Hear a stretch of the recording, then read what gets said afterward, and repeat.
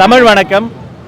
இன்றைய தினம் வீர வணக்கம் செலுத்தி ஒரு மாபெரும் சுதந்திர போராட்ட வீரனை வணங்குகிறோம்.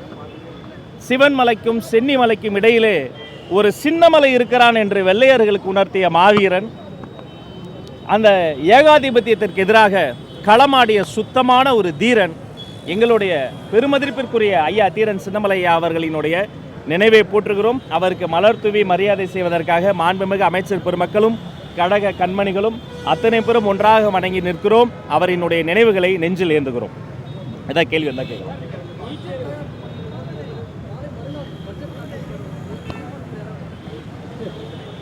தமிழக வெற்றி கழகத்தை பொறுத்த வரைக்கும் மிக கடுமையான உழைப்பை செலுத்தி இரவு பகல் பாராது இந்த பட்ஜெட்டுக்கான வேலைகள் நடைபெற்று கொண்டிருக்கின்றன.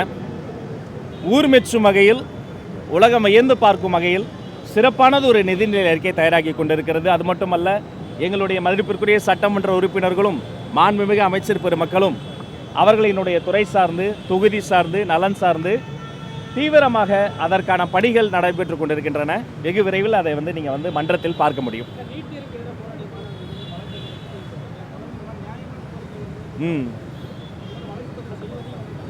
முதல்ல எனக்கே நானே இதை எதிர்பார்க்கல. முதலமைச்சர் செய்தது ஒரு இன்ப அதிர்ச்சியாக எனக்கு இருந்தது. பல இடங்களில் ஒரு சில விரும்பத்தகாத கோஷங்கள் எழுப்பினார்கள், பதாகைகள் வைத்தார்கள். மாண்புமிகு முதல்வர் அவர்களை கூட இழிவுபடுத்தி சில இடங்கள் பேசினார்கள். ஆனால் தாயுளம் கொண்ட தலைவன், அந்த தாயுளத்தோடு தன் மீது எந்த வசவாளர்கள் வசைப்பாடினார்களோ, வாழ்க வசவாளர்கள்னு அண்ணா வழியில் நீட்டுக்கு எதிராக போராடிய அத்தனை பேரினுடைய வழக்குகளையும் அவர் ரத்து செய்திருக்கிறார். இந்த நேரத்தில் ஒட்டுமொத்த மாணவர்களின் சார்பில் மாண்புமிகு முதலமைச்சர் அவர்களுக்கு என்னுடைய சிரம் தாழ்ந்த நன்றியை தெரிவித்துக் கொள்கிறேன். அதே மாதிரி இந்த போராட்ட களத்தில் இருக்கக்கூடிய அந்த மாணவர்களோடு ஒத்திசைவாக அவர்களின் உணர்வுக்கு மதிப்பளித்து தானும் இருக்கிறேன் என்பதை தான் தலைவர் வெளிப்படுத்தியிருக்கிறார். அதனால் மாண்புமிகு முதல்வருக்கு இந்த நேரத்தில் நான் நன்றியை தெரிவித்துக் கொள்கிறேன்.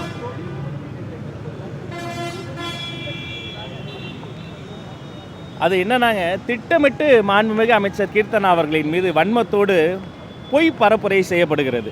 ஒரு வலைதளத்தில் கூட சில தகவல்கள் வெளியாகி இருந்தது. அது முழுக்க தற்போது இருக்கக்கூடிய கள நிலவரத்தை உள்வாங்காமல் அதை வெளியிட்டிருந்தாங்க. உண்மை என்னென்னா, என் நினைவு சரியாக இருக்கும்னா, முதல் 3 மாதங்களில் இதற்கு முன்பு ஆட்சியாளர்கள் பெரிதாக எந்த தொழில் முதலீட்டையுமே ஈர்க்கலை. ஆனால் மாண்புமிகு அமைச்சர் கீர்த்தனா அவர்களின் தலைமையில் அந்த துறை முதல் 3 மாதங்களே மிகப்பெரிய முதலீடுகளை ஈர்த்திருக்கிறாங்க. அவங்க முதல் 6 மாதத்தில் தொட்ட ஒரு தூரத்தை கிட்டத்தட்ட 50 நாட்களில் அந்த துறை தொட்டிருக்கிறது. ஒரு பெண், ஒரு மாண்புமிகு அமைச்சர், ஒரு இளம் அமைச்சர், அவரினுடைய சாதனைகளை திட்டமிட்டு சிறுமைப்படுத்த முடியாது. அவர் சிறப்பாக செயல்பட்டு கொண்டிருக்கிறார். பேசும்போது நடிகர் கூட்டத்திற்கு பின்னால் போகிற கூட்டம்னு சொல்லி பேசியிருக்காரு. நடிகருக்கும் தலைவருக்கும் வித்தியாசம் கூட்டம்னு சொல்லியிருக்காரு. அதுக்கு நீங்கள் என்ன சொல்ல விரும்புகிறீங்க? அவரே சினிமா துறையிலிருந்து வந்தவர் தான்.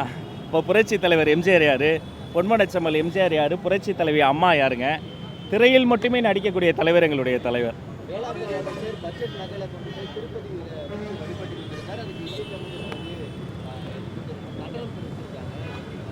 இதற்கு முன்பு அண்ணாரி வலயத்தில் அல்ல, கலைஞர் ஐயாவினுடைய அந்த ஒரு சமாதியிலேயே வைத்து அவர்கள் வழிபட்டு வந்தாங்க.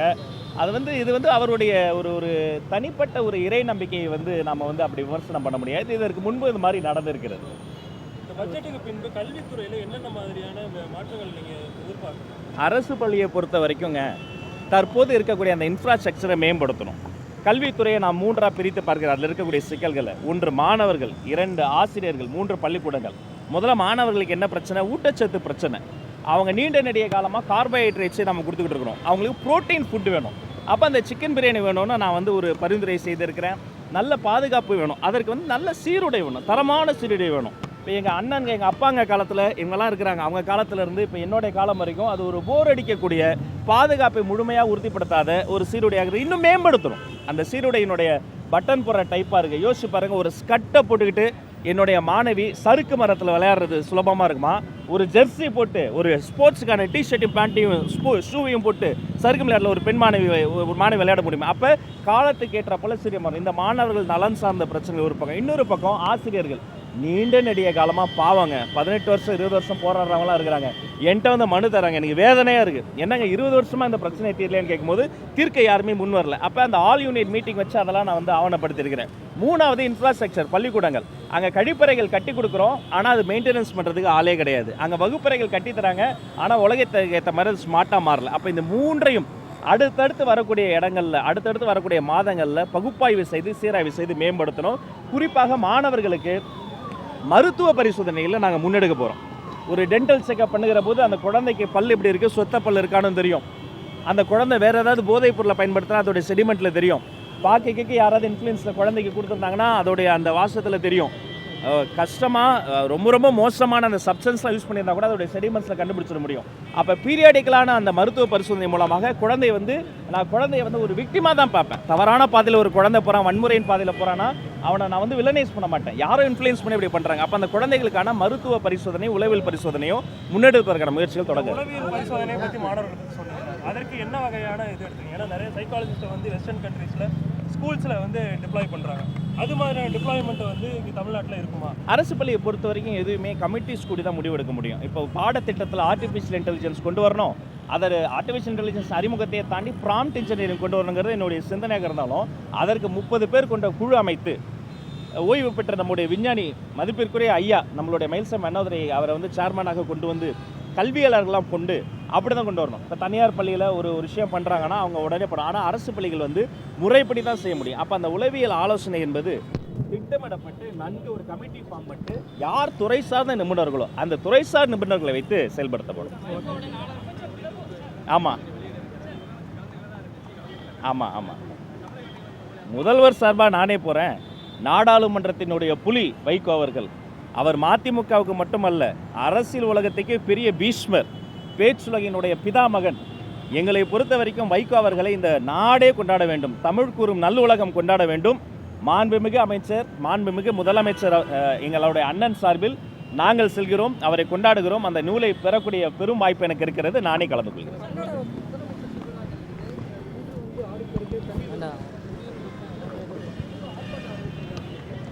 இயற்கைக்கு நன்றி. நம்ம நன்றாக மழை பொழிந்து காவிரி பெருக்கெடுத்து தமிழ்நாட்டை தொட்டு கொண்டு இருக்கிறது.